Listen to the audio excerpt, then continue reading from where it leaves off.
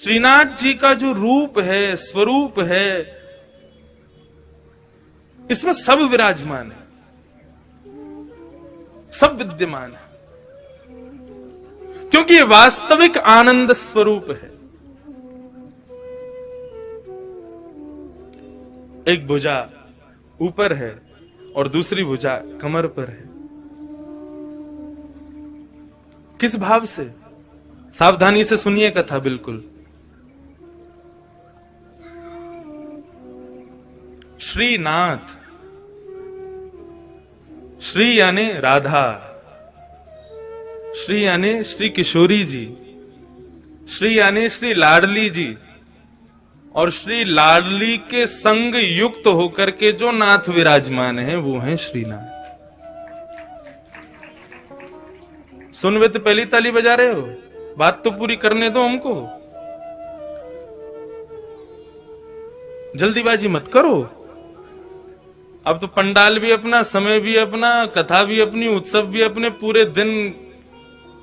पूरा दिन है अपने पास। खूब भाव से सुनो कथा। वृंदावन में जो दर्शन नहीं है वो दर्शन श्रीनाथ जी में है।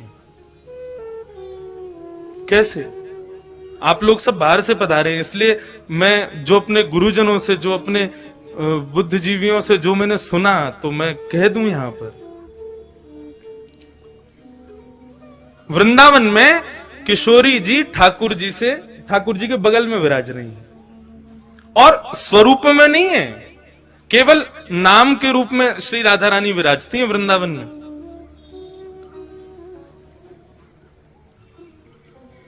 जब देखी वृषभानुजा हिय विच उठी है हुक, वंशी रह गई हाथ में फिर ना लागी फूंक। वृंदावन में श्री किशोरी जी अपना स्वरूप नहीं दिखाती।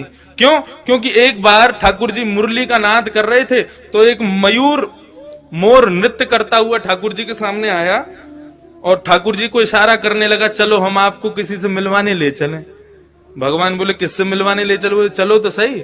लेके गया तो एक कुंड में एक गोपी कुंड का जल भर रही थी, तो मयूर इशारा करता है, इनको देखो, इनसे मिलवाने लाए हैं। भगवान बोले कौन है? मयूर बोला खुद ही देखो। अब ठाकुर जी खूब उमड़ घुमड़ करके वेणु बजा रहे हैं, ऐसे ऐसे तान बजामे कि भाई ये घूम के गोपी देखे तो इसका चेहरा दिखे। लेकिन वो गोपी अपने कार्य में व्यस्त थी। लेकिन जैसे ही कार्य पूरा हुआ और जैसे ही उसने गागर में जल भर के जैसे ही अपने मस्तिष्क पर धारण किया और कार्य पूरा करके जैसे ही पीछे मुड़ी ठाकुर जी की ओर देखा, तब ये पद गाया। बोले जब देखी वृषभानुजा, वो कोई गोपी नहीं है, श्री राधा रानी है। जैसे ही उनका दर्शन किया तो ठाकुर जी बंशी बजाना भूल गए। मतलब उंगलियां तो नर्तन कर रही हैं लेकिन फूंक नहीं निकल रही हृदय से। इतनी सुंदर श्री किशोरी जी। तो जैसे ही देखा कि भैया ये क्या वेणु पे केवल उंगलियां घुमा रहे हैं, बजा क्यों नहीं रहे? तब किशोरी जी को लगा अरे हमारे स्वरूप में मोहित हो गए। सो किशोरी जी ने घूंघट कर लिया। तब से आज तक श्री लाडली जी वहां घूंघट करके बैठी हैं। क्यों? बोले यहां पर भक्त दर्शन करने आएंगे ठाकुर जी का, और यदि मैंने घूंघट ऊपर कर लिया तो ये तो मुझे देखते रहेंगे, भक्तन ने तो देखेंगे ना। तो यहां हमारी श्री किशोरी जी घूंघट करके बैठी हैं। लेकिन नाथद्वारा में किशोरी जी कहां है? नाथद्वारा में लाडली जी कहां है? ये जो स्वरूप है ये श्री लाडली जी का है। एक स्वरूप नहीं है श्रीनाथ जी। ये दोनों स्वरूप जब प्रेम में उन्मुक्त होकर के एक हो गए तब श्रीनाथ स्वरूप प्रकट हुआ। अपनी पूर्ववर्ती कथा में भी मैं बता रहा था कि जब रास करते हैं ठाकुर जी तो दोनों के अंग का स्वरूप क्या होता है? बोले श्री किशोरी जी तो ऐसे नृत्य करती हैं, ये भाव है उनका, ये सदैव ऐसे ही नृत्य करती हैं। और श्री ठाकुर जी दोनों श्री विठलनाथ के रूप में जैसे दोनों कमर पर हाथ रख करके और इस प्रकार से ठाकुर जी नृत्य करते हैं। कभी आप रासलीला देखो तो काना मोर बने आयो, कैसे आवे? यूं ही तो आवे, अपने कंधे पे हाथ रख, अपने कमर पर हाथ लगा के। तो ठाकुर जी ज्यादातर नृत्य ऐसे ही करते हैं। अब नृत्य करना नहीं आता, नहीं करके बता देता मैं। अब भाव यही है कि बार बार ठाकुर जी नृत्य करते करते ऐसे ही हो जाते हैं। और श्री किशोरी जी ऐसे ही नृत्य करती हैं।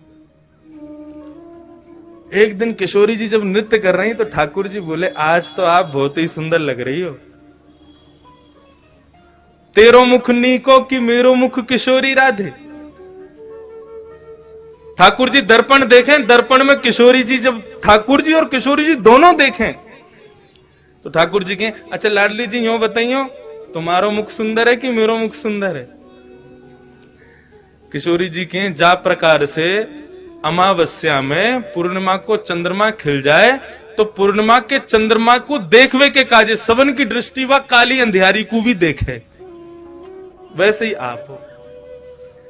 बोले आप तो ऐसे कार्य हो, आपको कोई देखो तो चाहे ना, लेकिन हम जब गौरांगी अपना पूर्ण रूप लेकर के आपके बगल में विराज जाए ना, तब लोग आपको देख लें हमारे मारे। ऐसा ठाकुर जी के संग विनोद करें श्री किशोरी जी। तो उस दिन ठाकुर जी बोले, आज तो आप बहुत ही सुंदर लग रही हो। राधा रानी बोली, हम तो सुंदर हैं ही हैं, बता का रहे। ठाकुर जी बोले, लेकिन हमारी इच्छा है रे कि आप हमारे सन्निकट आ जाओ, आप हमारे नजदीक आ जाओ। किशोर जी बोली, देखो ये सब सखियां नाच रही हैं, सब नृत्य कर रही हैं, सब रास कर रही हैं, अब हम इन सबन के सामने आपके समीप आमे ना तो हमको न कष्ट होवे। सो किशोरी जी तो आमे नहीं, ठाकुर जी बार बार ऐसे नाचते नाचते उनके बगल में पहुंच जाएं कि हमारे पास आमे। लेकिन ललिता, विशाखा और श्री यमुना, इन तीनों के हृदय में यह भाव आया कि ठाकुर जी की बड़ी इच्छा है रही है श्री किशोरी जी के आलिंगन की, हृदय से लगावे की, लेकिन हम लोगन के संकोच के मारे कर नहीं रहे। सो तीनों नृत्य करते करते वहां से अंतर ध्यान हो गए ताकि हमारा संकोच दूर हो जाए, हमसे जो संकोच है वो दूर हो जाए। जैसे ही तीनों वहां से प्रस्थान किए, ठाकुर जी ने और श्री लाडली जी ने देखी अब कोई ना है, अब तो समीप आ जाओ हमारे, आपको स्वरूप इतना बढ़िया मनमोहक लग रहा है। सो किशोरी जी तो ऐसे नृत्य करते करते और ठाकुर जी ऐसे नृत्य करते करते जैसे ही आकर के आलिंगन कियो है, सो आधो स्वरूप तो श्री किशोरी जी को और आधो श्री ठाकुर जी को श्रीनाथ रूप में प्रकट हो गए। बोलो श्रीनाथ प्यारे की जय। आप कभी गर्मी में यहां आना, मैंने तो अनुभव किया है। ठाकुर जी की जो उठी हुई भुजा है वो श्री राधा रानी है, और उस भुजा को जब आप देखेंगे तो उस भुजा में आपको गौर वर्ण का दर्शन होगा। अभी तो ठाकुर जी ने पूरा अंग ढका, केवल मुखमंडल दिखाते हैं, लेकिन कभी गर्मी में आप आओगे तब ठाकुर जी के श्री अंग का दर्शन कीजिएगा, आपको श्री किशोरी जी भी दिखेंगे। तो आधा भाग श्री लाडली जी हैं और आधा भाग श्री ठाकुर जी हैं, दोनों के रूप एक हुए तब श्रीनाथ प्रकट हुए। हमारे ब्रज वृंदावन में तो फिर भी राधा रानी ने थोड़ा सा दूर रह के बैठी हैं, लेकिन यहां तो एक में ही बैठी। और यहां आए कहां थे? कहां से आए? हमारे यहां से तो आए, हमारे ब्रज से ही तो पधारे। कल यहां पर प्रेस कॉन्फ्रेंस हो रही थी तो हमारे प्रेस के सब भाइयों ने हमसे पूछा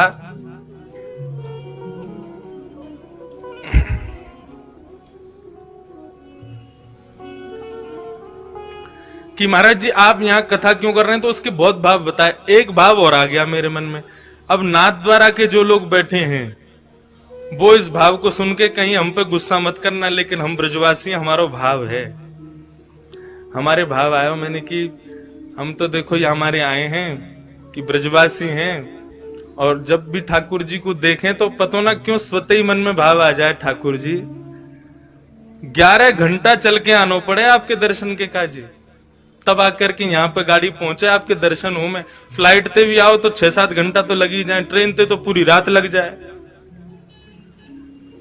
हम ब्रजवासी आपके प्राण धन है, आप ही कहो ब्रजवासी वल्लभ सदा मेरे जीवन प्राण।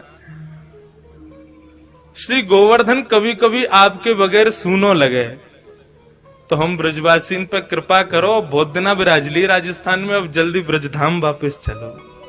हमारे हृदय में तो ये भाव आ जाए। तो प्रेस वाले क्या बोले, आप हमारे ठाकुर जी को चुरावे आए हो यहाँ पे? मैंने भैया चुरावे तो ना आए। बोले हमारे ठाकुर जी कहीं ना जाएंगे, अब संभव ही ना है, वो तो यहीं रहेंगे, यहाँ से कहीं नहीं जाएंगे। मैंने कि आप काहे को गुस्सा रहे हो, मतलब ठाकुर जी गए तो